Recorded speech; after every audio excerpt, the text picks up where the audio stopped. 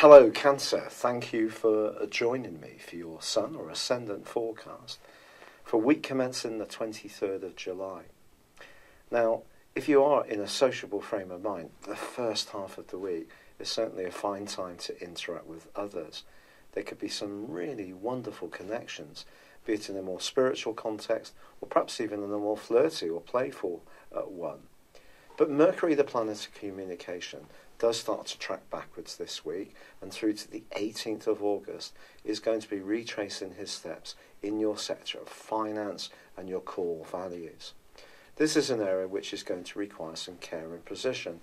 Try to limit your spending onto the things that are essential, but also, if you do buy anything, keep the receipts, just basic stuff like this, and watch out around any transactions. Double check all your bank statements. I'm saying that, I never check mine at all. But that kind of stuff is certainly going to be helpful, that vigilance on your part. But of course, this is a week when we have a very potent lunar eclipse. The next 6 months are going to be vitally important for your close involvements, Cancer. If you're loved up with someone, you may find yourself getting even more intimate. If things are not so good, the connection between the lunar eclipse and Mars can create a degree of instability, even volatility. You could also find yourself attracted to someone really in a kind of very drawn and compelled way without really understanding why. Almost fancying someone that you don't even like, such as the raw nature of the 8th house. But it can also be a time when something can transform in your world, where you can use drive and energy to improve your business prospects, your long-term financial prospects too. And it's about following your heart and staying very closely in touch with what feels right. And of course, you're often very skilled of that, being ruled by the moon, but do you sometimes doubt yourself? So this lunar eclipse is an opportunity to really embrace that raw power to your advantage. It's been a real pleasure being with you. Thank you for joining me. Good luck. Love it if you would like or comment on this video, or please do subscribe to this channel. Thank you. Hello Cancer, thank you for joining me for your monthly forecast for July. It's a really exciting month for you, Cancer, because on the 13th there is a partial solar eclipse in your zodiac sign. This gives you an enormous boost of energy which can take you through the next 6 months. It's asking you really to make the most of your individual talents. It can also be a chance for you to in some way recast your personal identity, to move in new, very interesting and inspiring directions. It's also a chance to reinvigorate ongoing strands that are still very important to you. The story of this month begins with the Sun in your sign, but also Mercury and Venus, the planet of love and attraction, in the sign of Leo. So I think in the early parts, the first week of this month, you may be using your ingenuity and creativity to think about finance and also the foundations in your world, which I do feel that you'll be wanting to make more secure, and you can have some strokes of fortune quite early in this month. But there could also be quite a debate from the 3rd through to the 7th when Mercury goes into an opposition to Mars. Now Mars is in a highly passionate part of your scope for the whole of this month. In fact, he's going to be here in his retrograde all but for 2 weeks through to the middle of November. And Mars is going to be making some contacts with other planets too. But the important thing to remember is that Mars in Aquarius is an interesting combination. Mars is the co-ruler of Scorpio, but it's also the single ruler of Aries. It is about our need for instant gratification. It's about desire. And in the 8th house, it is about being intimate. So it can be about sex, but it can also be about wealth and worth.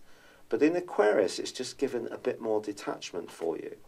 But that opposition with Mercury suggests that you could be buzzing with an idea and could find that someone that you introduce this idea to seems a little bit disinterested and you may find yourself needing to try to persuade them, which could prove to be hugely frustrating.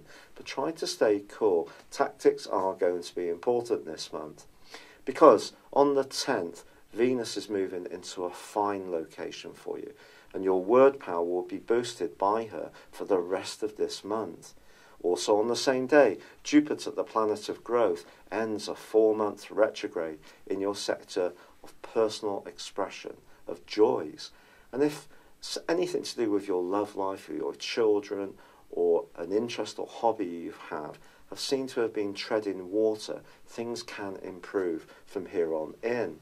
Jupiter also continues to forge an amazing angle to Neptune all through this month. It's true the space between the exact sextile between them is 3 degrees, which is a wideish orb, but I do think it's still going to be there, which points towards the need for knowledge. Knowledge gives you a sense of empowerment. So you could be travelling to obtain that knowledge, you could be going to see shows or bands, or perhaps some kind of performance is something that will intrigue you, or you have ideas that you want to impart to other people. Believe in yourself.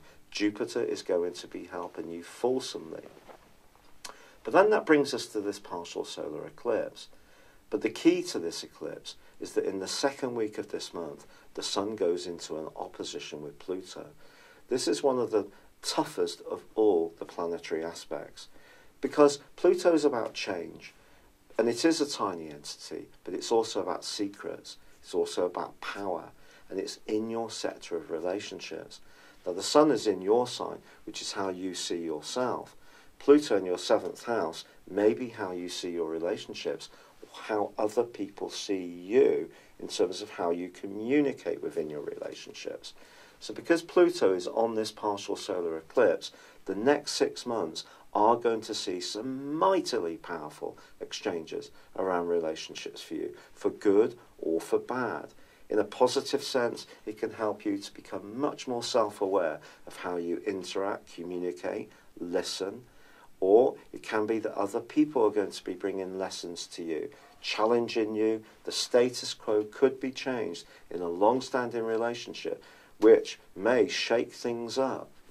And of course, Uranus, the planet of surprises, moved in the middle of May into the part of your scope to do with your future. Now that's actually forging a really sweet link to Saturn in your sector of partnerships for the whole of this month.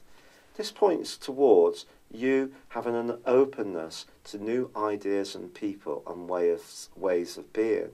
There may be part of you that wants to be a bit more of a free spirit and yet retain some kind of connection to the key security in your life, but it must work for the other person too. Just be conscious of that. But if you're footloose and fancy free, I do feel the combination of all these energies could bring someone into your world who can both shake it up, be exciting, intoxicating, but actually very good for you too. Now the 23rd sees the Sun move out of your sign and into the sign of Leo, joining up with Mercury. But then on the 26th, Mercury slams on the brakes and goes into a retrograde.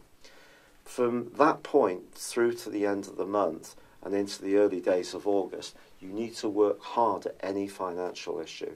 Micromanage everything. Even if you're someone who's meticulously careful, and I often feel that Cancer people are the creme de creme when it comes to managing resources. But even if you are, you still need to stay absolutely eagle-eyed, especially if someone owes you money, you're applying for a loan, you're making any purchases. Also with Mercury tracking backwards in your sector of values, your values themselves can also go through a period of transition. And this is going to be reinforced by the total lunar eclipse, which occurs on the 28th in the sign of Aquarius, which is going to be combining with Mars. So the Moon conjunct Mars is quite a turbulent combination. And then across the heavens we have the Sun combining with the North Node in Leo. If there are issues in an ongoing relationship about intimacy, money, values, how things are shared cooperatively, how ideas are expressed, it's either going to be a tremendous reverberation of positive energy, or I feel it's going to be quite challenging. So over the next 6 months, if there are deeper issues at play in any kind of relationship, they are going to come out during the last half of 2018. Fortunately, Venus forges a beautiful link with Pluto in the last week of this month. So if you're lucky enough to be in a very positive relationship, that and Jupiter's angle to Neptune can bring you very closely together.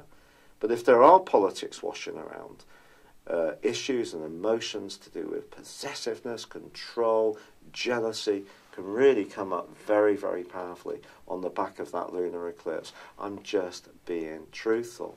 And also in the last 10 days of this month, there's going to be a repeat of an aspect which occurred in the last half of May. And that is a square between Uranus and Mars in the signs of Taurus and Aquarius respectively. Again, if you think about it, Uranus is about freedom. Taurus for you is the 11th house, so it's very Aquarius, so it reinforces that freedom agenda. Whereas Mars in the 8th house is very Scorpionic. It's about passions being raised. If there is a situation where you feel that someone is almost draining you of energy or being too clingy, not allowing you to have the freedom to be an individual, or perhaps it could be working in vice versa, or there could be a group where there's too much politics washing around for your taste, then again, you may need to try to find a way to sanctify yourself, to purify your being. And this partial solar eclipse, I cannot underestimate the importance of it to you, that it is an opportunity to recast yourself in such a dynamic way, but you just can't do it in isolation to your contacts with other people. So creating a sense of collaboration is just going to be as important as making sure that your own identity is evolving in a way which makes you happy.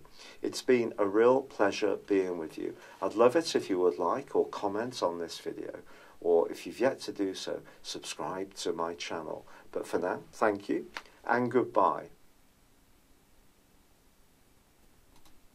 Hello, thank you so much for watching my video. I'd love you to join me at my Horoscope Ace app. You can find this at www.horoscope-ace.com. You can use it through Android, iOS, Apple or Facebook. Check out your ascendant or your moon sign or download your free birth chart. There's all your favourite videos, plus there are daily, weekly, monthly and yearly horoscopes for general, love, Chinese and Indian astrology. If your passion is tarot, there's my brilliant 3-card money or love tarot readings too. And it's all there at www.horoscope-ace.com. Thank you.